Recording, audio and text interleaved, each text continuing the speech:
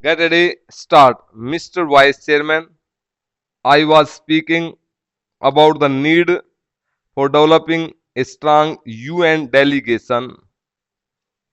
I wish that the Honorable Prime Minister would give his attention to this aspect of the matter, particularly in view of the fact that in the next decade or two, politics all over the world would take on a complex character, and it is necessary that men are trained from now on for taking part in international affairs.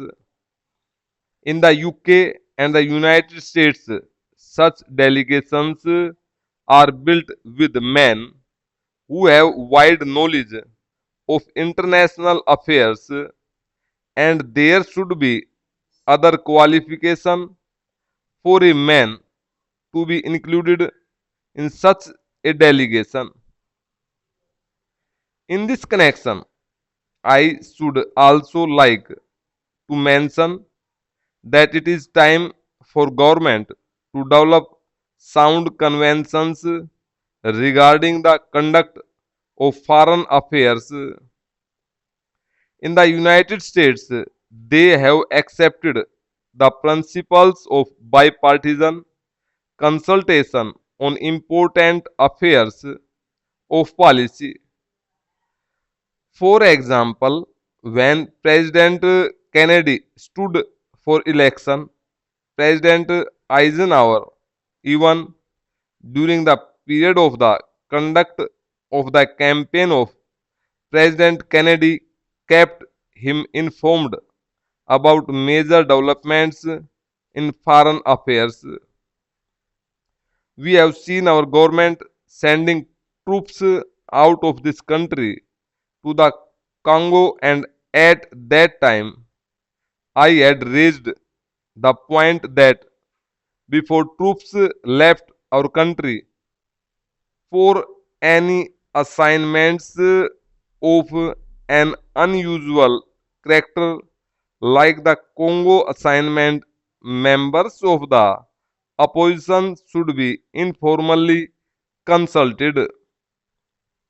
There will be no question of any leakage of information whatever if leaders in the opposition are consulted on important aspects of foreign policy.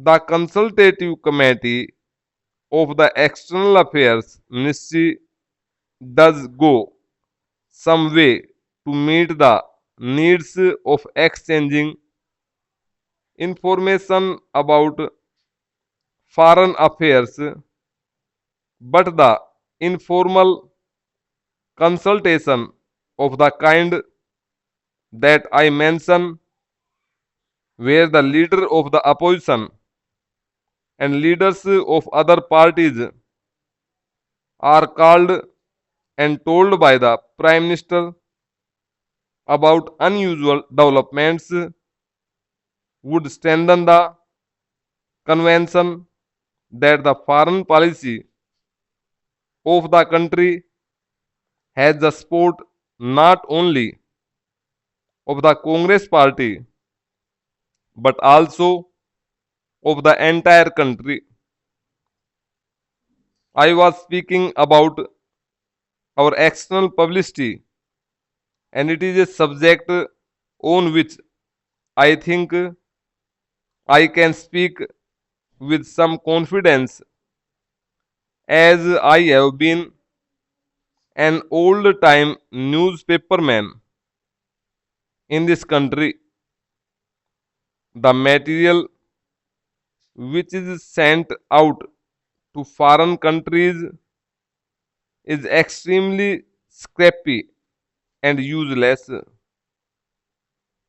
There is included in these messages some statement of what this minister was saying somewhere. Para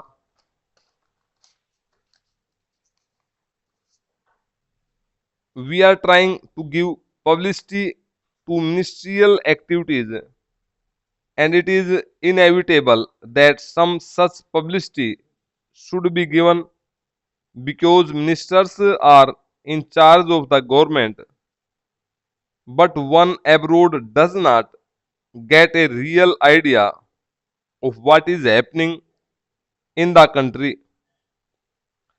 I would like to suggest for the consideration of the External Affairs Ministry that they should send a fortnightly assessment of what is happening in India, written dispassionately, not to please a minister or to highlight something that he has done, but to give an objective assessment of what is going on in the country.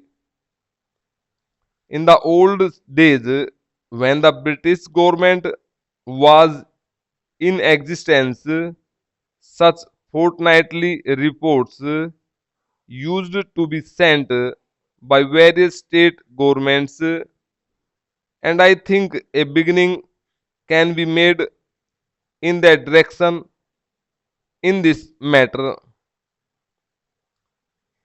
The other point I would like to suggest is that publicity is a complicated and technical matter. The Foreign Service, as it is constituted today, does not have sufficient training in publicity. The Estimates Committee, which went into the demands of the External Affairs Ministry, mentioned about the methods of training which have been adopted. But since our foreign service men are not trained in publicity work, and one sees, for example, that a lot of confusion has arisen in the United States over Ambassador Nehru's statement. I think the External Affairs Ministry might well set up a committee of members of parliament who are conversant with external publicity and some newspapermen to advise the External Affairs Ministry from time to time. I do not think that the committee will ask for information which is confidential or secret, but they can assist the newspapermen. There are a handful of competent men who would be willing to serve on the committee in an advisory capacity. They would be able to tell the External Affairs Ministry what should be done in order that our news publicity abroad is better. I might mention also that the Estimates Committee had recommended the creation of a cultural cell.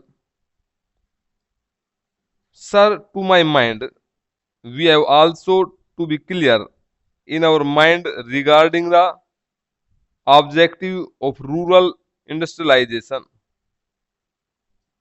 Do we mean to have only diversification of rural economy, and are we going to have rural industrialization only in order to give some help to those who find themselves unemployed during a certain period of the year?